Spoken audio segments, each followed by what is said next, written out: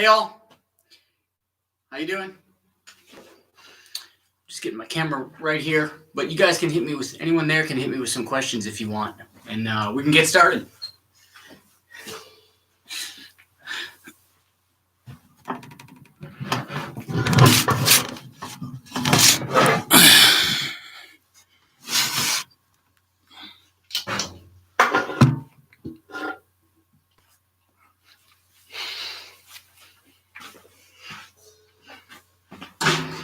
More people. Hello, peeps. What up? Hit me with some questions. Let me know who's here. Let's chat. Let's talk. I'll be right back again. I'm going to get my pad.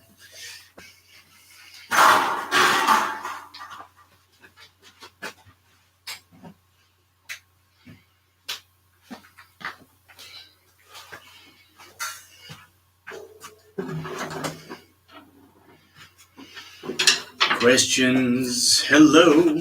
Who's out there?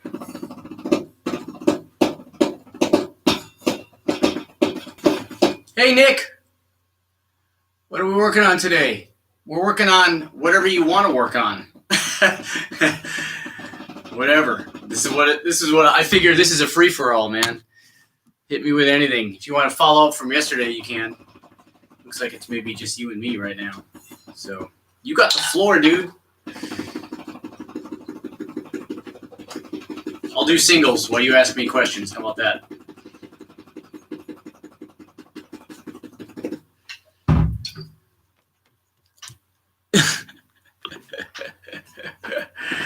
Yes, the pressure is on.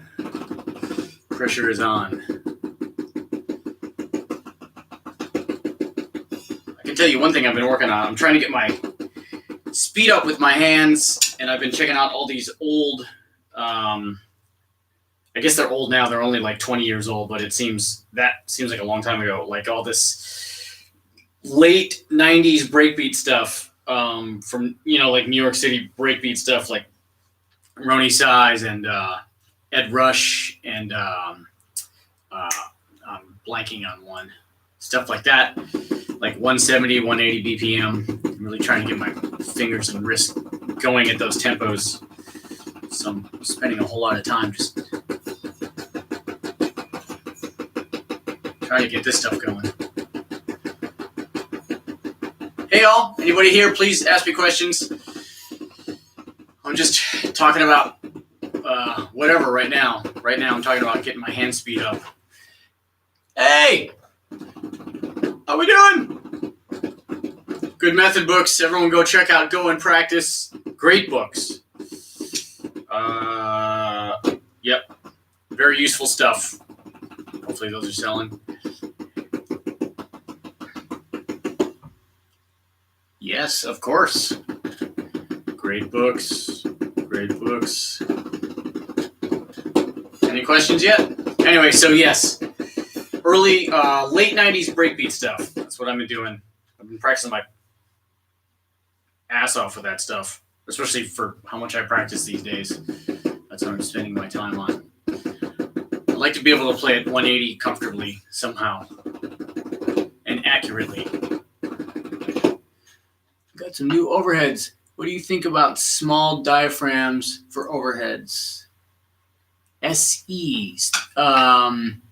Yeah, I like small diaphragms. I mean, I think it depends on what you're going for.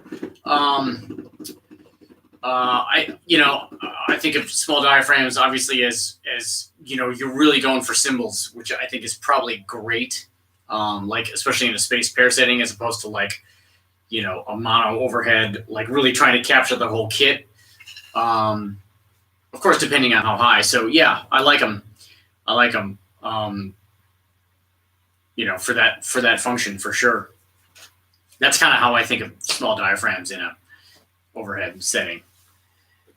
Whack Cheddar. Hey, how do you control the ring of your snare while recording, but at the same time not dampening the drum too much? Well,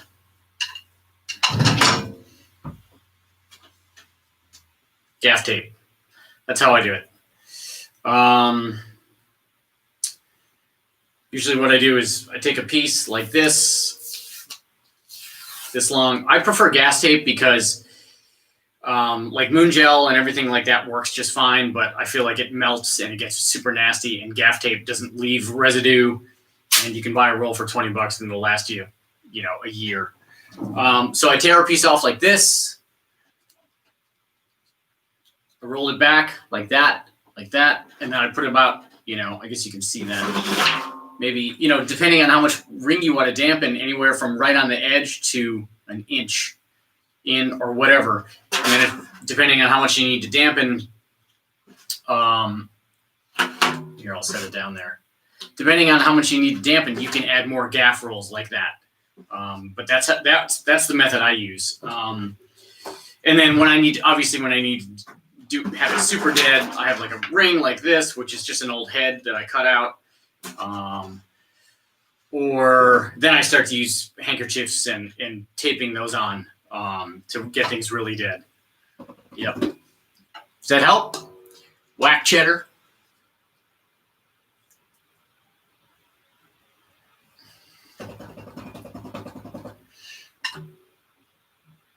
Cloud lifters or things like that. Soyuz launcher looks cool too. Wait, what? What are cloud lifters? I have no idea what that is. You want to text a picture? Can you put a picture in that chat? Probably not. Soyuz launcher looks cool. The Soyuz launcher. That's the Russian spacecraft. I'm totally confused. What does that mean? It's a small amp that goes between the mic and your plug-in. No, so like a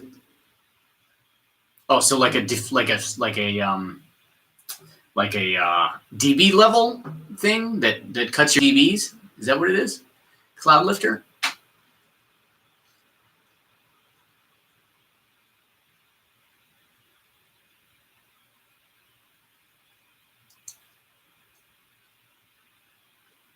One sec. Okay, cool. Yeah, I don't know what that is. I'm curious if it's something I should be using. Hey, y'all. Anybody joining? Please just hit me up with questions in the chat. I just kind of roll with questions here. I don't really have a set agenda, so hit me with whatever. We can talk about technique. We can talk about recording, whatever. We're waiting on a question. Don't be bashful. Keep the conversation going. Don't be bashful.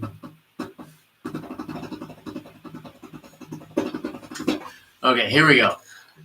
From stage to studio, the Cloud Microphones Cloud Lifter mic activator lets you get the best possible audio output from your low output dynamic and ribbon microphones. Cloud Lifter CL1 provides with up to 25 dB partners with your preamp and amplifying your mic signal for clean, transparent recordings. I've never used it. Obviously, I've never heard of it. It's interesting.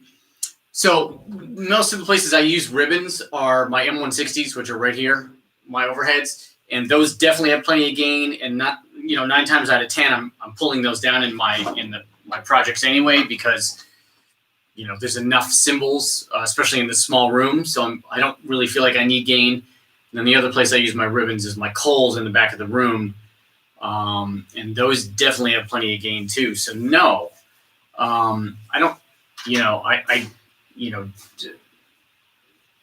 the ribbons are definitely lower input, but I don't feel like that's necessary for my purposes, but it sounds interesting.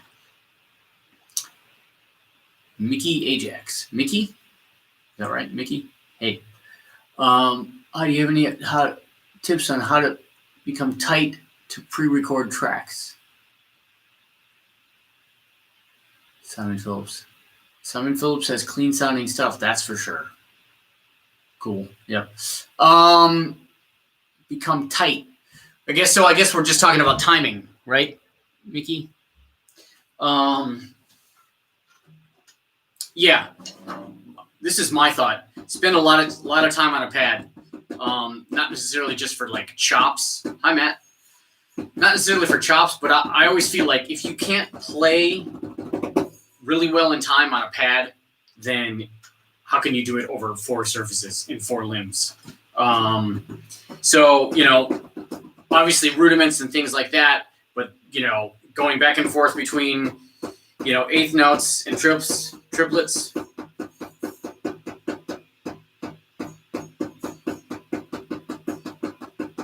Of course, with a metronome, really be able to feel that stuff internally, and then take those similar concepts to your kit. Accents, using accents and things like that. Record yourself, and it's it's a long process of like building internal clock and things like that. But those are things I still spend time on all the time.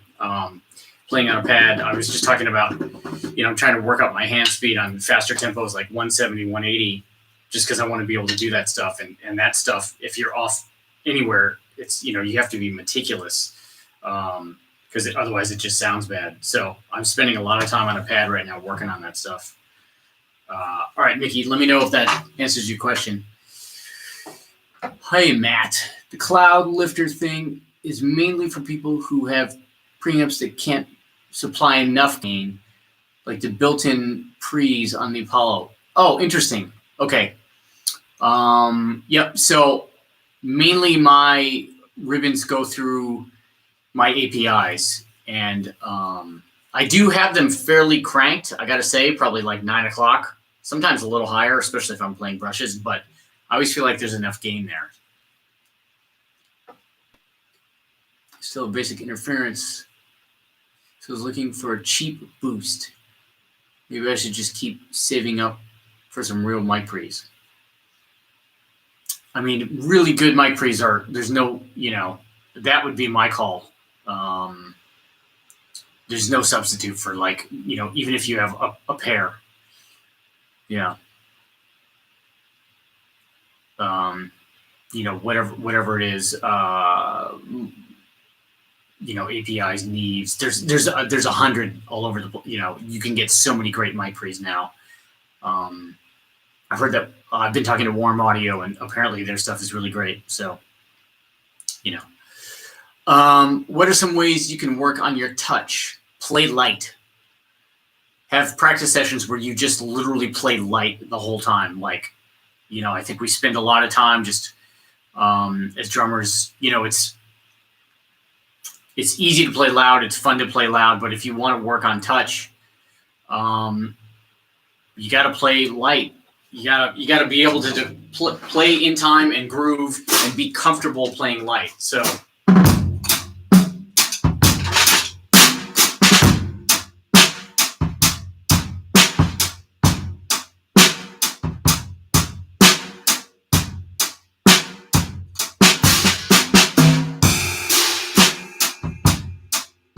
Right, so you got to build those muscles in like a different way. Those smaller muscles, whatever that is, to have a light touch. And then obviously, your larger muscle groups that are doing louder accents, you can go between those. So work on accents, work on playing soft on a pad around the kit, but just commit to playing quiet for like a half an hour, like every day, 15 minutes, whatever. Yeah. Hey, Tim. How's it going? What's the most challenging thing you had to play for a project you were recording at home recently? I'm assuming you meaning playing wise. I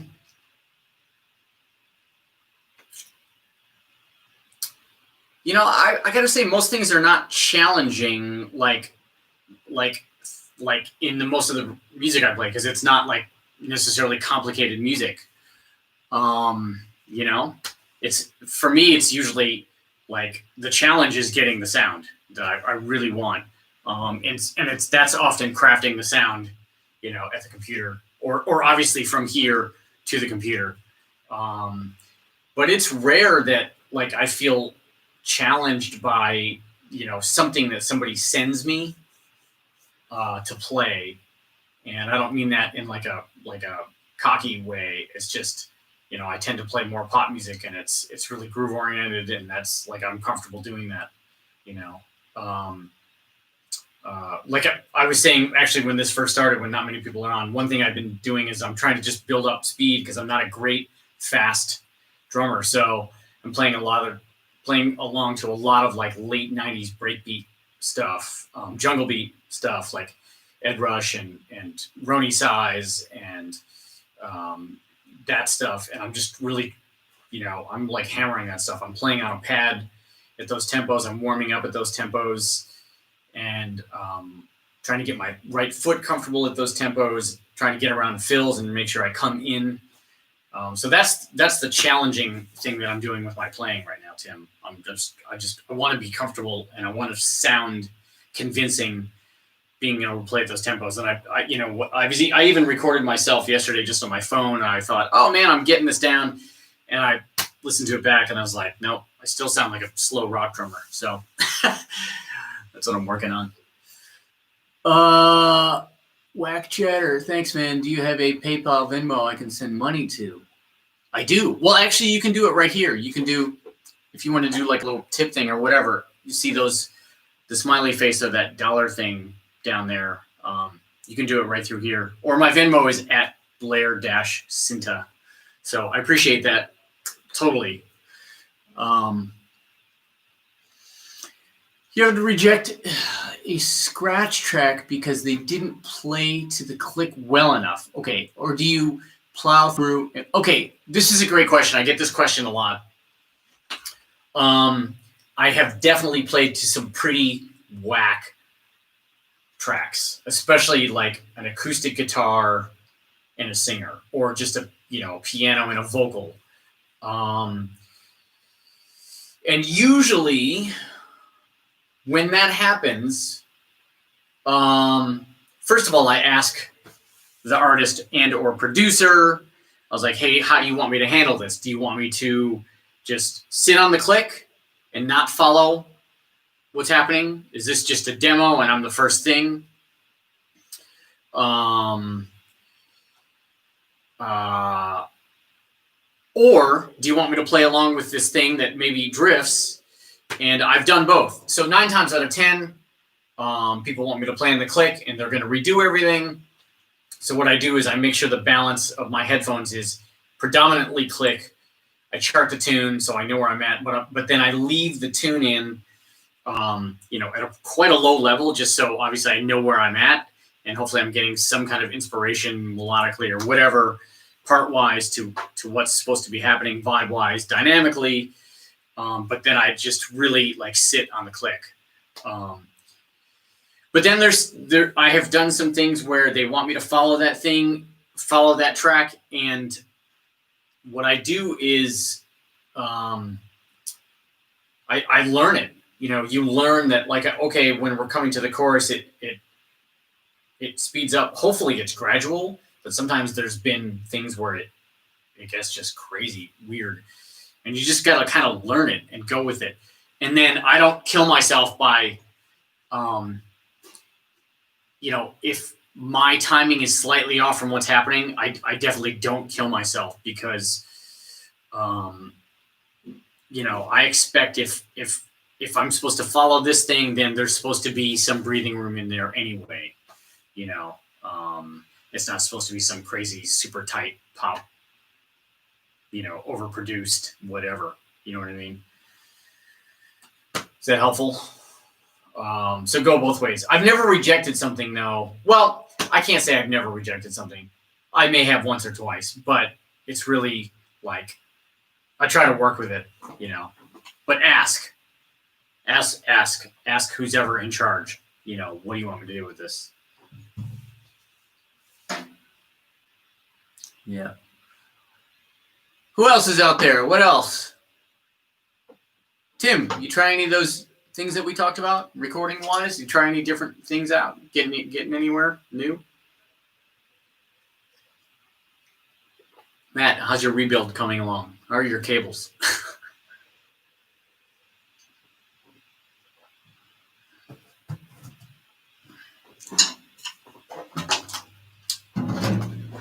more questions. Should we go down 90s jungle beat?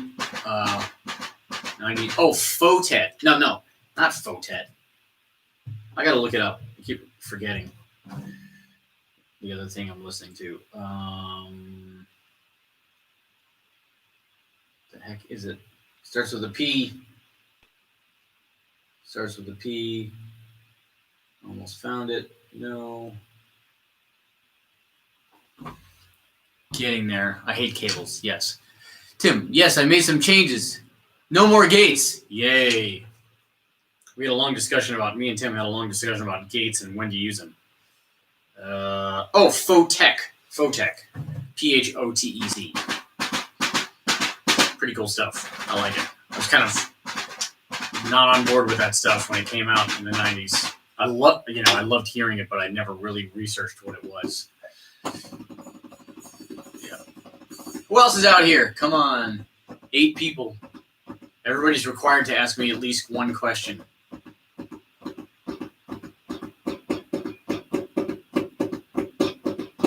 I'm just going to play Flams.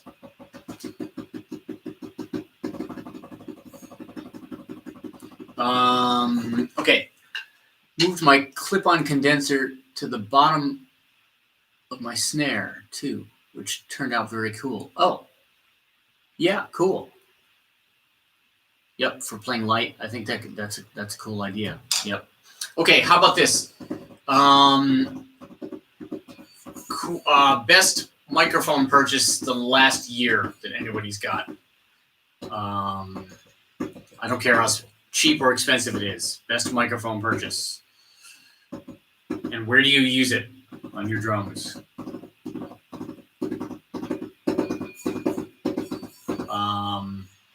Let's see. What can I say? I haven't bought a microphone in many years. I will say though that I have my 414 here, and I have another one that's out on loan, and I'm missing it. I'm gonna get that back soon because I heard about a recording technique with 2 414s on drums that I really want to try. So I'm gonna get it back. Those Earthworks mics. Yep. I want to try some Earthworks. Every time I hear those Earthworks, they're super open and like really beautiful sounding, airy, clean. RN17 for overheads were pretty sweet. I got one of those low frequency subkick things, and it's pretty cool too.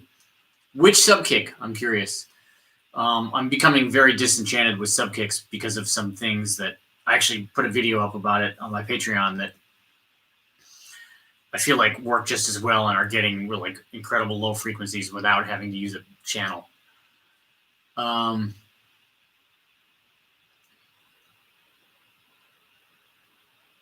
Someone was asking your best mic purchases. My bad. No, yeah. Right. You're with us, Nick. Yep. My 414s are EBs. Yes. Right here.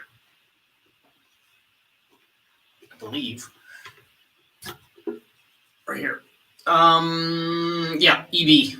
Not a C12 though, unfortunately. It's not a C12 capsule in here. Must have been right when they changed. But these are badass. So many great uses.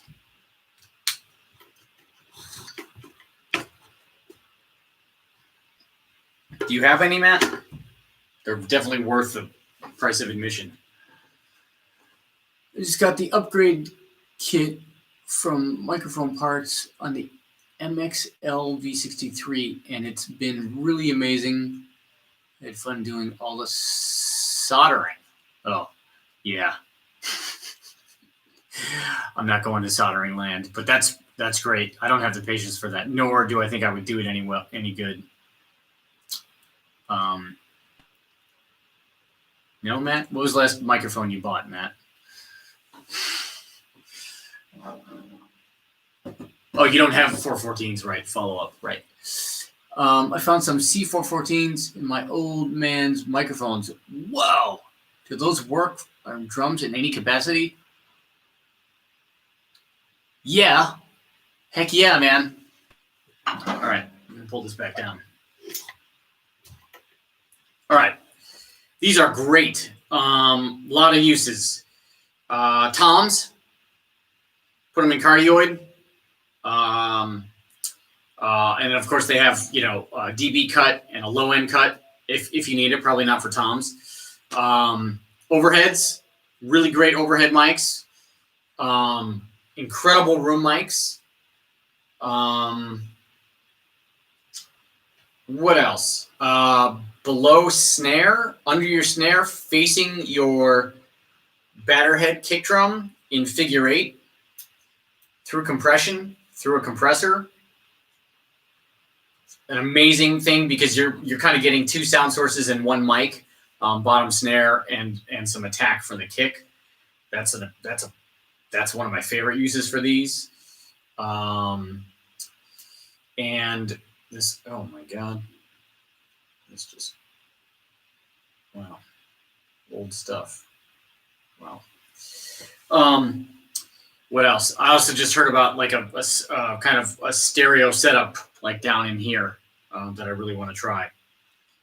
So yeah, a ton of uses, man. Bust those out as fast as you can.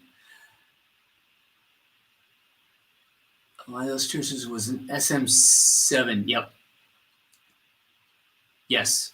SM7s are rad, super useful. It's a really cool hi-hat mic too for a certain thing, not everything. Obviously great vocal mic, SM7, great for over kick, like crunch mic right there, right? SM7s. Yeah, super useful mic and not that expensive, right?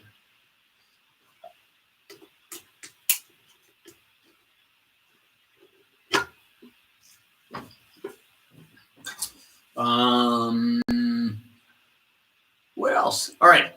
Somebody hit me with a record they got recently that they're digging. Some music. Let's talk music.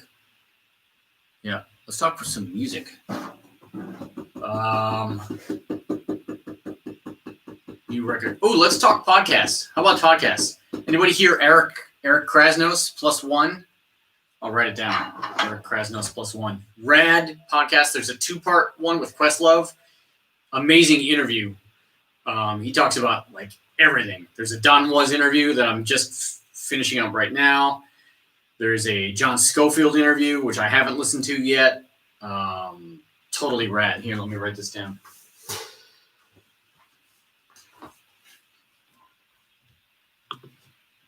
Eric Krasnos +1.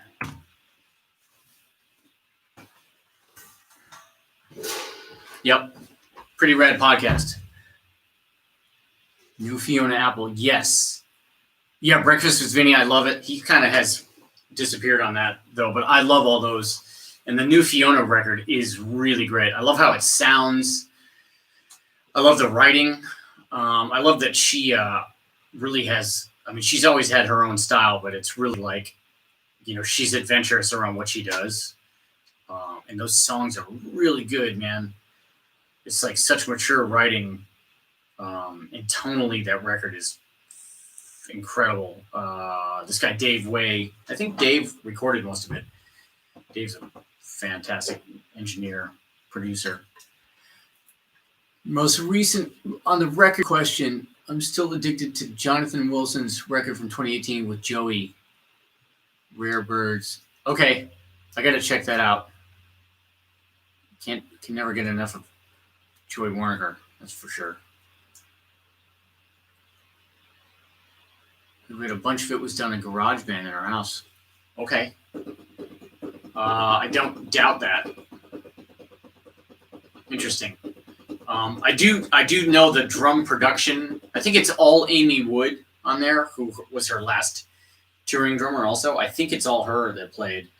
So I wonder, maybe they did it, maybe they did drums in one place and then a lot of the other stuff just in her house through that. I haven't actually looked. I'm gonna ask Dave. I'll try to get an answer on that for us. It's interesting. Anyone else? Podcasts, music?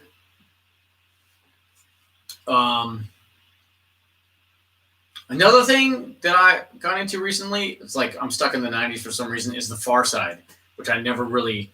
I'm always searching for like 90s hip hop because that's my favorite era of hip hop that like I didn't discover before. And my favorite um, my favorite stuff is like Tribe Called Quest and The Roots and Black Sheep, Dust Effects, stuff like that. So Far Side is like right in there with that. And for some reason, I glazed over that in the 90s. So I'm into that stuff too.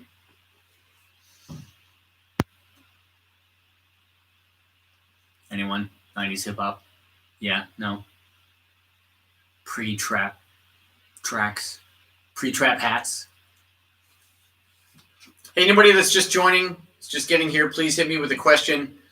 MF Doom. Oh, yes. MF Doom. I was hip to MF Doom then. I love MF Doom. Yep. And isn't that one of Danger Mouse's first productions, right? MF Doom. Diggable Planets, yes. Diggable Planets for sure. Yeah, all that stuff. There's in the Questlove interview, he goes at length into talking about recording with D'Angelo and Jay Dilla and that kind of how that whole thing came about. It's I can't recommend it enough. It's really interesting. How all those guys met and how they started to create together and stuff like that. Eric B. and Rakim, for sure. Definitely a lost gem. I feel like between them and Black Sheep, man, those guys should have had like longer careers because that stuff is so good. Incredible rappers too. I've always wanted to make a hip hop record, or play on a hip hop record, or be part of the production on a hip hop record. I don't know enough rappers though. I always think that would be fun and cool though.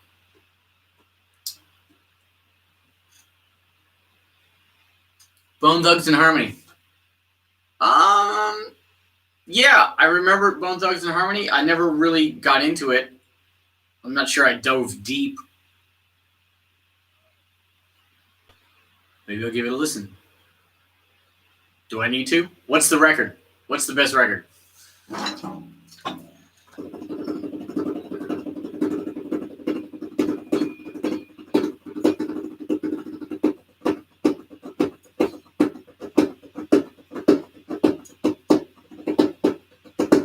I think some of the reason all those records stand out for me is also because they were still using loops then and then layering samples on top, and there's something about those grooves and those feels and the tonality of that stuff that's like it's not as kind of like MIDI and in your face as it's got air to it, and it's crunchy. Of course, like I guess that whole school of that stuff. I think that's why that still appeals to me. King Garbage, Paco, King Garbage. King Garbage is a hip hop group. What is King Garbage, or is that the record? Clarify your statement, please.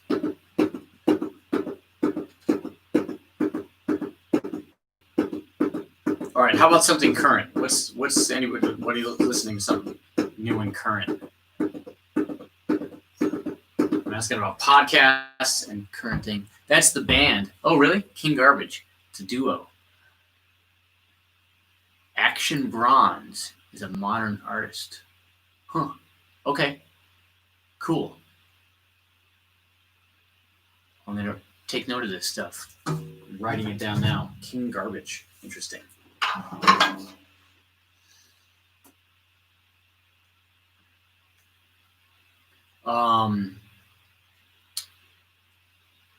Or check out Ben Kennedy.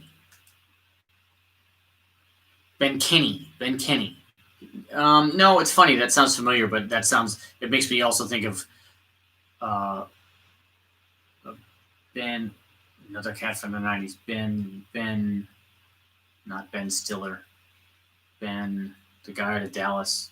Can't remember right now. Old school beats. Former guitarist for the Roots, bassist for Incubus, plays everything on his albums. Oh, I know. I've met Ben. Oh, right. I know Ben. I actually know that cat. I haven't seen him for a long time. Let me say we're acquaintances. Ben Queller, right? Ben Queller. Thank you. Ben Kenny. I used to play in this band called Pedestrian, and Ben, I met him around that era. That was like 10, 12 years ago. I'll have to check that out. All right, Ben. This is good. Ben Kenny. King Garbage.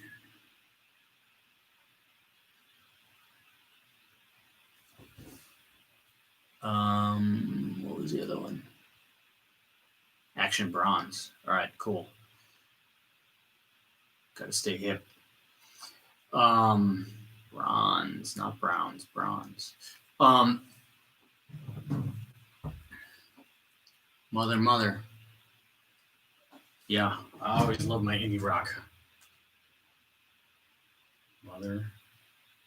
Where are they from? Mother.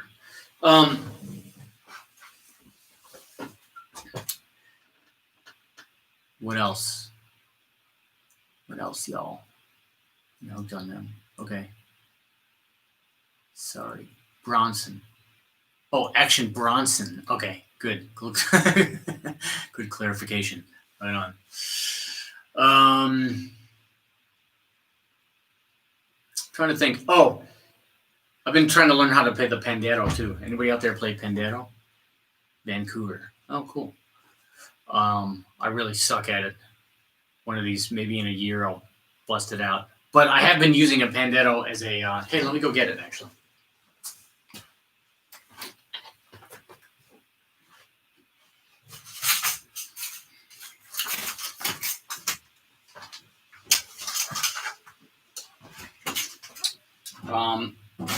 This is a sound that I've always dug, mainly because of the jingles, right? And this one is got a super great tone to it. But I've been using this more and more for overdubs, for percussion. And I tune it. It's a pretty amazing sounding thing. Mic right under here, or fairly close, and it gets the tone. It's really great high end. And then mic. So I'm trying to get that down so I can actually play it semi-authentically and get some grooves happening. That's kind of my new. Tim, if you're still there, that's kind of what I'm. That's one of the things I've been working on lately. Kind of walk around my house and drive my family nuts with these things. I have two of them. This one's a little lighter.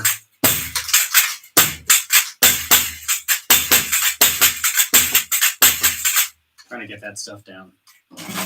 I just love the tonality of these things. Anybody out there use Panderos much or play? Awesome stuff out there. Dude is a force of nature. Marcus Santos. Okay. He's an artist himself. Cool. Marcus Santos. Nice. Pandero? Anybody? Yes? No? Takers? I mess with it. Yep. Just sitting on my desk. Yeah.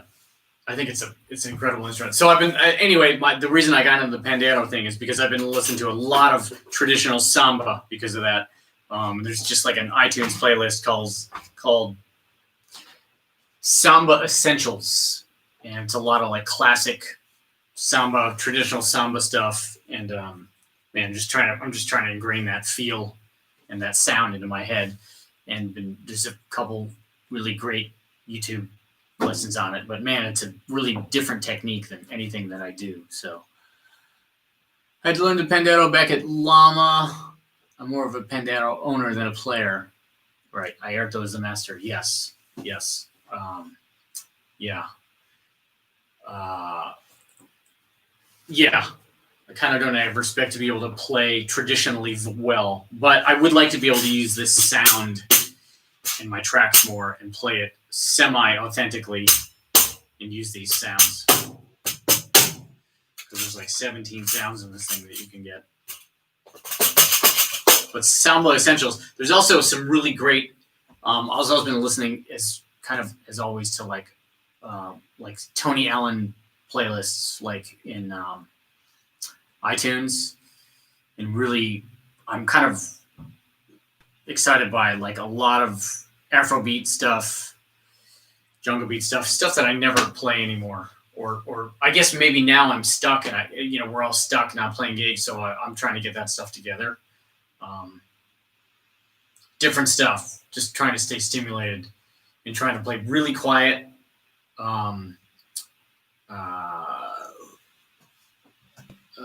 If whoever was on the call earlier that was asking about questions, Tony Allen playing quiet, getting those grooves together, that'll develop some touch for sure. I'll show you what I'm working on. Can play one and sound like an entire. Yes. Well, Matt, you probably know Mike Shapiro too. Mike Shapiro is pretty good at that stuff too, right? You probably studied with Mike.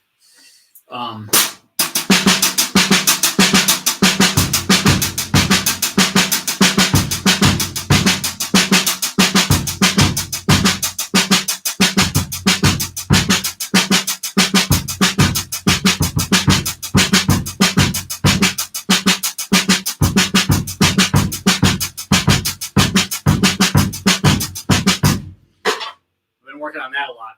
It's surprisingly difficult to just keep those doubles nice and small and even and groovy, and then just improvise with your kick drum. That's been one of my things lately. I'm really trying to get that down. I want to be able to, and then go into a fill and come out of it and get back into that groove just lightly. Thanks, dude. That's something I'm really working on. And it's amazing to have to play doubles.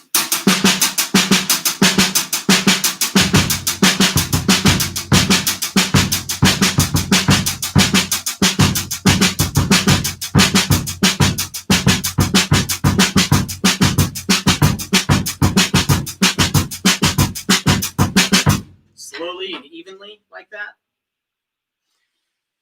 and just feel get it to feel good all the time. It's really tricky. And then of course being able to go to that Tony Allen fill.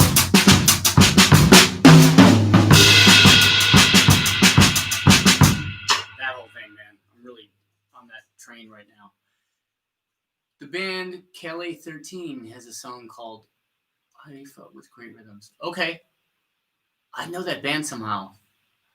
Matt, I don't know if you know this, but like when I moved to LA in '96, Mike was like one of the first guys I was introduced to, and I used to many times I went with Mike to a session and just carried his drums in, and I would go to Mike's house and just hang out, and he like totally was like, this is pre-Llama days. He was like a really great help to me. Introduced me to a bunch of people, things like that. Matador, KLA13. Okay, cool. Where are they from? Paco, where are they from?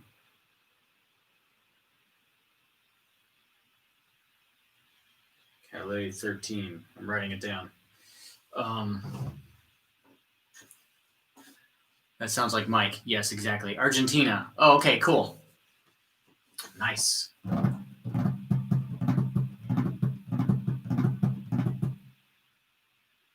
Nice. A lot of stuff.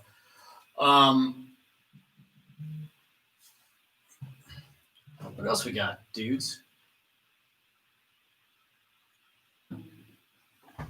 What else we got? Recording questions? Anybody? We can keep talking about music, though. Oh, it's from Puerto Rico. Oh, really? Oh, interesting.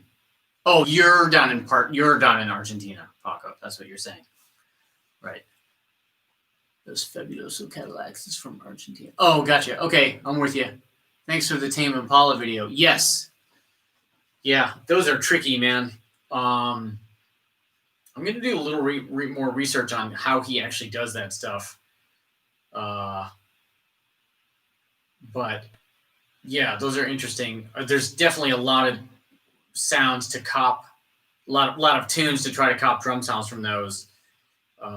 Somebody asked me about a Black Rebel Motorcycle Club one too. So I'm trying to figure out some YouTube things to give myself,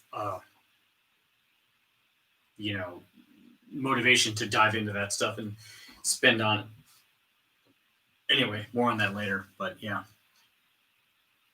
Yep. The Tame Impala thing is tricky. It's cool. But it's always a good learning thing. So many good tunes too. Somebody had asked me, maybe it was you, Max, about a different Tame Impala tune. I wonder about that bass drum sound. Meaning what? What do you wonder? You mentioned. I wonder about the bass drum sound you mentioned. Yes. Yeah, that was you. Right. Okay, I got it. I still had that written down. That's like it's interesting because that sound in particular seems like a way more straight ahead kind of 70s groovy tune.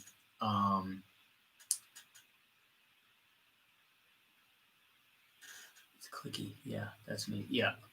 Yeah. I don't know. I kind of think those are samples and he's just manipulating that stuff. He's playing, but then he's adding samples. Anyway, like it says in the video, it seems very likely the way that stuff sounds. I don't know, but amazing sounds regardless.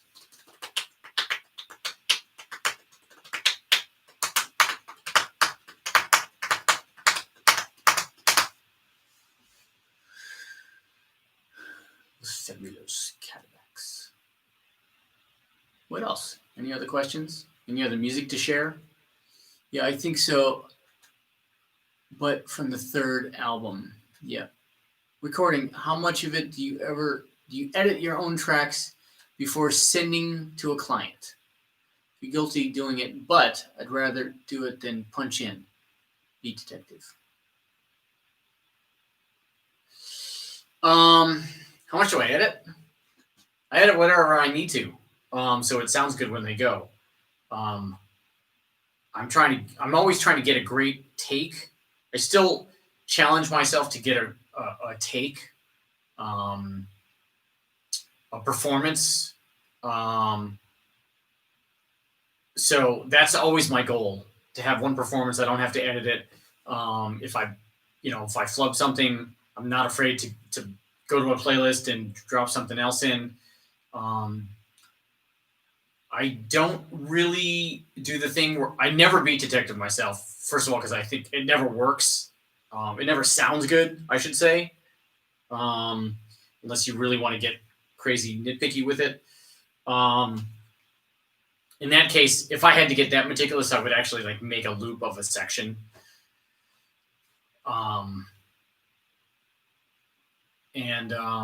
What else? Yeah, so I'll edit, but I really try to go for like a take. That's always my goal in life. Play the song right. But if there's a bad fill or something, I'll move it a hair if I need to. I think it's always the goal. Yeah, I'm not bashful about it. Because obviously when it's one thing to be sitting in the room and listening to somebody do a take and they make a mistake and you're like, oh, that might have been kind of cool. But when you send just audio to somebody and they hear something fucked up, then it just sounds bad. And, can't win in that situation. You know what I mean? Does that help?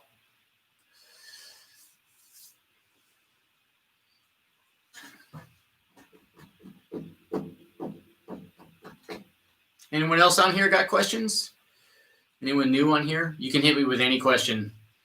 I'm just rapping from what you guys ask me. So if anybody's sitting on here that has more questions, I'm happy to answer. How do you control the amount of hi-hat? Is it the playing or the room? I would say 75% of it is the playing.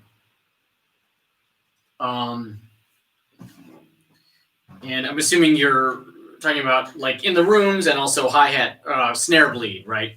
Um, yeah, even if I'm doing a rock track that's pretty like rocking, I play the hi-hat way lighter and I try to emphasize kick and snare volume-wise in my own internal balance, internal mix. It just may sound like shit through the computer, so I'm gonna try to play quiet. But not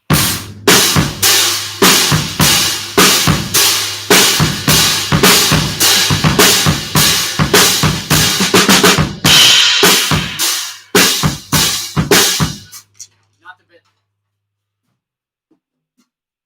not the best example of the hi-hats I have up right now because these are super dry. But yeah, I don't bash the hats, so that's how I try to control it. And then of course, angle of the snare mic. Sometimes EQ needs to happen, especially on louder tracks. If I'm using some brighter cymbals or more rock tracks, if I'm using brighter cymbals, in the rooms, I'll dip, 4K, 5K, 6K. I'm not afraid to take those down in the room. That can help it doesn't help the mix or the balance of the kit in the rooms, of course, because it is what it is. It's printed there, but it can help that frequency, so it's not killing you. It's you know what I mean? That helpful? But yeah, balanced playing. Cymbals, anything bright, got to balance it out through your playing. You keep yourself busy now that you're not playing shows and get some studio work.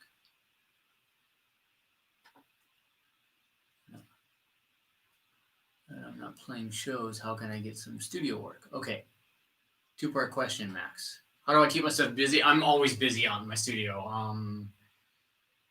Practicing, doing stuff, creating lessons for my Patreon or YouTube. I'm writing stuff out here, working with a couple different people on tunes. What else? Yeah, I got plenty of things to do. And how do you get gigs? I would talk to your friends, ask if you can record stuff for them. I would maybe you could do stuff cheaply for some people, with the idea that through experience you raise your prices eventually. Just try to get your reputation out there of showing people what you can do. Getting a good quality product out there. But I would say start with your musician friends. Just see what you can do to say, hey, if you have anything, can I let me play on it. Yeah, just try to build your word of mouth. It takes a long time. Of course, there's a whole social media angle of the whole thing too. That it can come through that too. But I would say first and foremost, your community. Work with the people in your community. See if you can get as much you can going there. What kind of headphones are you using to track? These things are called Ultraphones. And the website is gk-music.com. These are great. They're not cheap, but I've had these for probably 10 years. They're coming apart a little bit, but man, they sound great. The great isolation. Not too much high end, which is nice for drummers because I feel like I can wear these a decent amount of time. And I don't have fatigue, like mid-range fatigue, on my ears, things like that. So I've been using those. I've been using those a lot. That's all I've been using for 10 years, I should say. So, yeah. Yeah. All right. Final questions. I'm going to wrap it up here soon. Final questions. And if everybody wants to leave like the little tip thing down there, coffee money, whatever, tip, that'd be great for just throwing information out. I would appreciate that. But if anybody has any questions, please hit me right now. Gonna wrap it up soon. I'll answer a few more. Otherwise, I'm just gonna start playing bad double kick drum on my 18-inch bass drum here. Then you have to listen to it.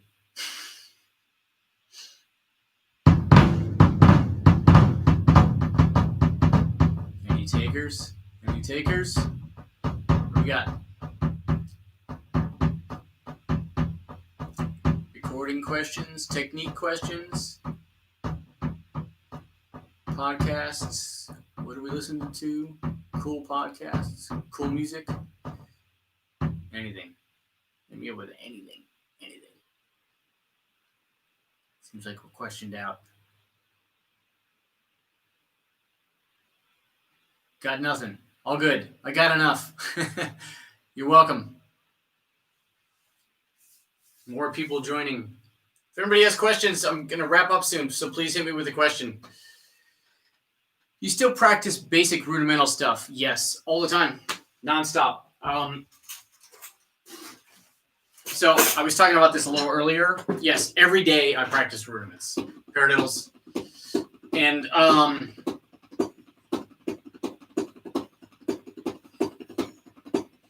in constant refinement of my left hand, which sucks. One of my things with my left hand is I spent a lot of time in my 20s playing traditional grip, and a lot of my touch I developed playing traditional grip, and match grip was more of just like slamming backbeats. So I don't play traditional much anymore, so a lot of my time is spent developing touch with my fingers on my left hand and just getting rudiments up to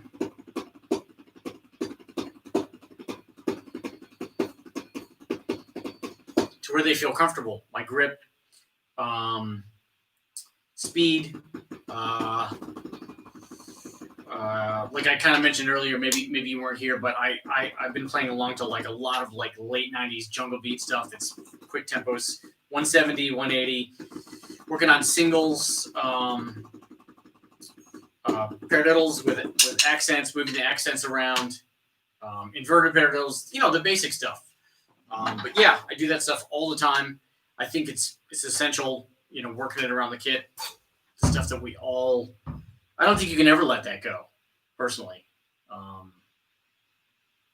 And another reason I have to keep it up is because I don't use it in my groove playing too much. So I don't want my hands to be just like, have no technique. You know what I mean? I still want some facility in there. So yeah, I do that. See a video of Sea Change by Beck. Oh boy. Yeah.